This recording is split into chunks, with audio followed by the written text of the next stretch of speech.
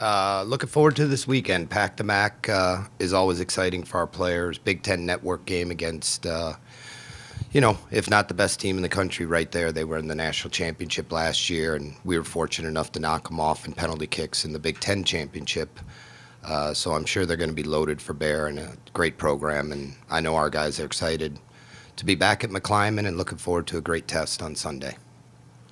Start right here in the front. Sorry. Your forwards have been kind of up and down offensively. Obviously, they're young. Is that what you expected coming into the year, and how are you looking to deal with that? Yeah,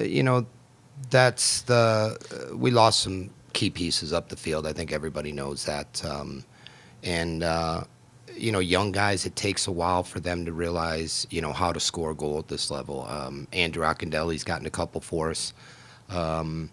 And yesterday was another great test against Bradley, a very disciplined, mature, strong team on the road.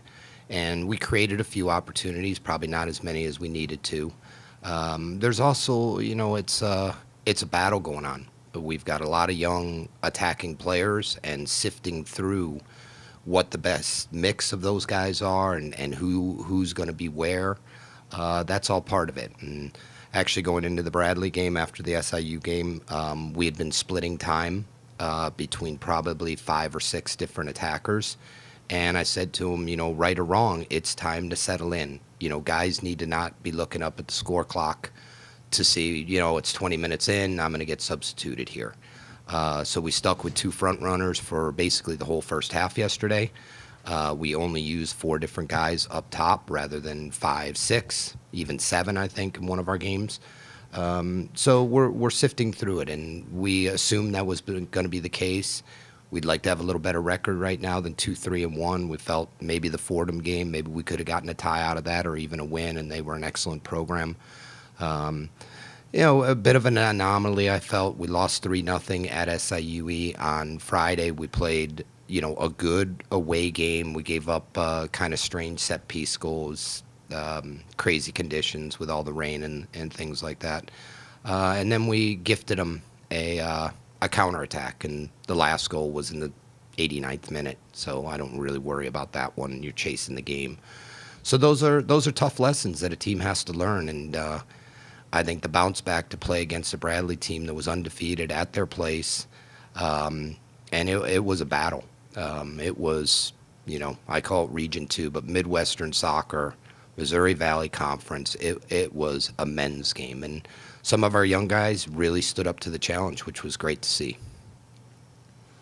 Let's go on the left here, Todd. John, how's Charles Sprague looked in those first few weeks after, coming out of the international qualifying stretch that he had? Well, as everybody knows, it's not just coming to a new country. The style of soccer is a little different than international.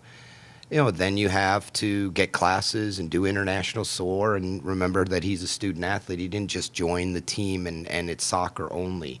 So he's had a lot of things going on off the field, getting settled in. It was only a week and a half ago we walked out to the training pitch, and he looked at me and I said, "Yeah, you haven't seen it yet, have you?" And that was literally a week and a half ago. He joined us. We put him on a flight immediately to Phoenix. We've been smart with his minutes. We didn't want him to pick up an injury. He's still a young player. It's not like he's 21 years old. He's just like our other freshmen. And he's slowly but surely, settling in. He can hold the ball up. He's strong. He's a good piece of the puzzle. It'll be interesting to see. We felt like Alfaro, who we have used in the midfield before, was a returning player, that the yin and yang of those two would provide, some push toward goal, and I thought it did in moments yesterday.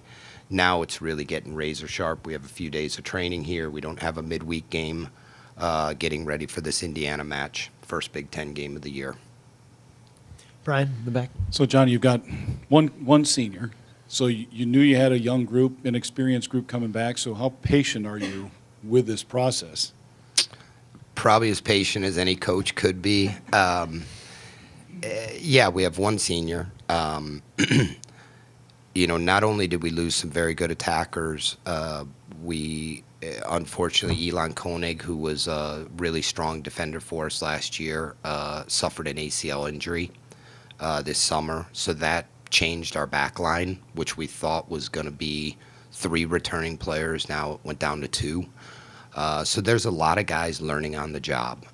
Against Grand Canyon, our first game of the season, we had 7 new starters. Now, the nice thing is some of them were redshirt freshmen, so they'd been with the program. So they knew the culture and they had been around and saw what we did last year. But experience is experience. I think it was our sports psychologist. I forget the amount of minutes lost from last year's team. And there's nothing like playing live games. Any coach will tell you that. You know, training's great. Spring games are great. Exhibition games are great.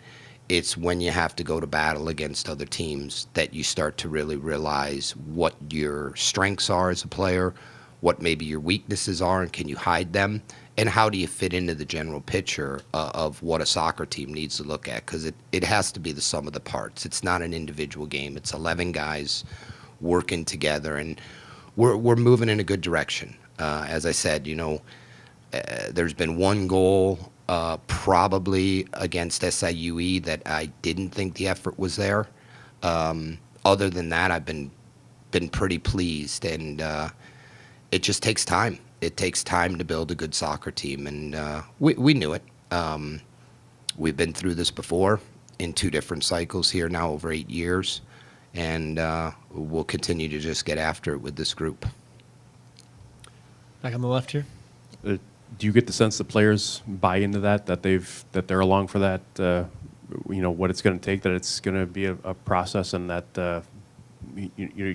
they have to be willing to buy into it. They don't really have a choice. I think they've realized winning a college soccer game is difficult. Things happen in college soccer. Last weekend, because of the torrential rain, we had to move our game with Valparaiso onto Madison College, and I thank Madison College for giving us that opportunity. We played both games there. A little bit smaller field, turf, which we don't play our games on usually. Valparaiso is a turf game, so all of a sudden, what you may think is a really, really winnable game, it's a college soccer game, and it's really, really tight, and good for our guys to figure out how to win that game. As I said, you know, wasn't extremely pleased on Friday night and let the players know it. But the bounce back has been excellent, and it was last week, and we lost a tough match to a very good Fordham team in overtime and turned around and beat Valpo. So there's a lot of good signs. You know, I don't want to say there's more teaching going on. There's always teaching going on as a coach, but it's more figuring things out and teaching in the process than maybe where we were a year ago or even 2 years ago, as we, you know, became a pretty mature team. Back in front. You scheduled a pretty tough non-conference slate this year. Was that intended at all as a test for the new guys, or kind of a trial by fire? And if so, how have they gone through that? What have you seen? Yeah, we wanted to balance what we thought were going to be a couple of really, really tough games. Grand Canyon, there were over 7,000 people. Good team. The following, as I told people around the country, they beat Creighton a week after they beat us at home, and didn't have as big a crowd as our game. That was a tough game in Phoenix with the flight, the heat, you name it. Fordham is an excellent program. Very, very good team. They were an Elite 8 team last year, so we knew that was going to be a great challenge. And, you know, you got to play some away games too. You know, we're going to be going to Maryland here in a week and a half. We're going to be going to Michigan State. We could sit at home and, you know, just ask teams to come play us and not get used to the road demands, whether it's flying or busing. We got in at 1:30 last night.